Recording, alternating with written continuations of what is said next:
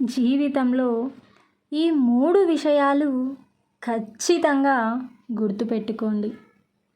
నీ మీద నమ్మకం లేని వారి దగ్గర నువ్వు సంజాయిషీ చెప్పనవసరం లేదు. నీకు గౌరవం లేని చోట నువ్వు ఉండనవసరం అంతకన్నా లేదు. నీ కన్నీళ్లకు విలువ ఇవ్వని వారి కోసం నువ్వు అస్సలు బాధపడనవసరం లేదు.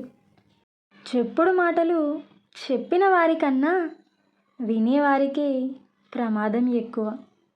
ఎందుకంటే చెప్పిన వారు చెప్పి వెళ్ళిపోతారు, కానీ విన్నవారు వాటితో పెద్ద కథలు తయారు చేసుకొని భ్రమలు కల్పించుకొని అందులోనే చిక్కుకొని పోతారు.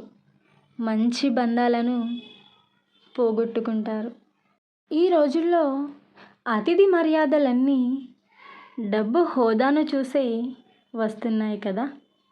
మంచితనానికి, గుణానికి ఈ రోజుల్లో అలాంటివేవీ లేవు. గొప్ప గొప్ప వాళ్ళను చూసి మామూలు మనుషులను చిన్నచూపు చూడకండి. ఎందుకంటే సూది పని కత్తి, కత్తి పని సూది ఎప్పుడూ చేయలేవు కదా. ఎవరి గొప్పతనం వాళ్ళది, అంతే కదా. నీకు విలువ లేని చోట నీ నిజం గెలవదు. నీకు నువ్వు నిలదొక్కున్న చోట నీ అబద్ధం సైతం చిందులేస్తుంది, అంతే కదా. నమ్మి కోల్పోయింది సగం జీవితం, నటించడం రాక కోల్పోయింది మిగిలిన జీవితం. చేదు జ్ఞాపకాలు, చేసిన గాయాలు తప్ప మిగిలిందంటూ ఏముంది నా జీవితంలో? సంతోషం చుట్టం చూపుగా వస్తుంది, ఆనందం అనుకునే లోపే ఆవిరైపోతుంది.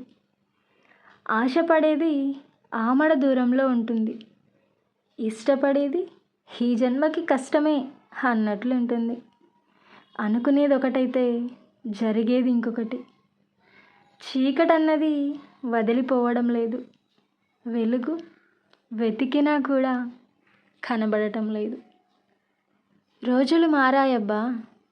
ఒకరి కష్టం ఒకరు చెప్పుకొని సహాయం చేసే రోజులు పోయి, ఒకరి కష్టం గురించి మరొకరు చర్చించుకుంటూ సంబరపడే రోజులు వచ్చాయి.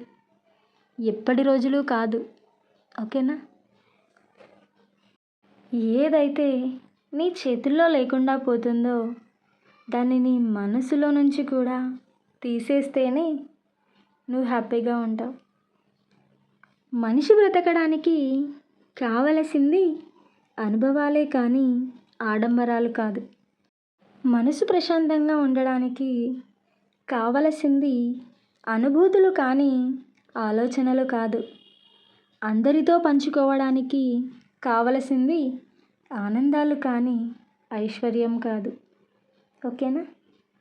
జీవితం అనేది నిజాయితీ పరుడిని ఏడిపిస్తుంది, నిందలు వేసేవారిని నవ్విస్తుంది, మాటకు కట్టుబడి ఉండేవారిని అవమానిస్తుంది, మాటలు మార్చేవాడిని మాత్రమే గౌరవిస్తుంది. ఎక్కువగా ఎవరిని నమ్మకు, మోసపోతావు. ఎవరి కోసము ఆలోచించకు, వాళ్ళకే నువ్వు అలసైపోతావు. నీకు విలువ ఇవ్వని వారి చోట గౌరవాన్ని కోల్పోతావు. ఎవరిని ప్రశ్నించకు, శత్రువు అవుతావు. ముందుగా నా వాళ్ళు అని ఆలోచించడం మానుకో ఫస్ట్.